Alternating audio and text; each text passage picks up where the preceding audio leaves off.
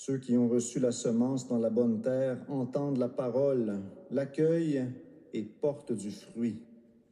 C'est bien ce qui est arrivé pour saint Thomas d'Aquin, qui a vécu au XIIIe siècle en Italie. Il est né dans une famille noble. Il a grandi dans un château. Mais comme jeune homme, il a décidé de suivre le Christ en rejetant les soucis du monde, la séduction de la richesse et les autres convoitises. Il est devenu prêtre dans une communauté nouvelle de l'époque, les Dominicains.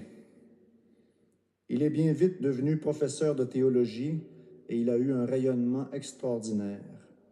Par sa sagesse profonde, sa connaissance exceptionnelle des pères grecs, des philosophes grecs, aussi des pères de l'Église, de l'Écriture sainte, il a démontré une grande clarté dans l'exposition des mystères de la foi.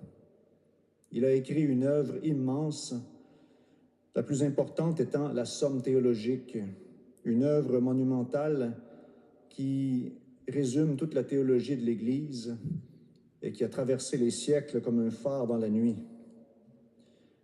Dans la Somme théologique, saint Thomas se pose toutes les questions qu'on peut se poser sur Dieu, sur l'être humain, sur le monde. Il pose entre autres la question du bonheur. Il demande « Qu'est-ce qui peut nous rendre heureux ?» Et il répond en 2 mots « Solus Deus », Dieu seul. Dieu seul peut nous rendre heureux. Vers la fin de sa vie, saint Thomas est décédé à 49 ans, on rapporte un dialogue qu'il a eu avec le crucifix. Il priait dans sa cellule devant le crucifix.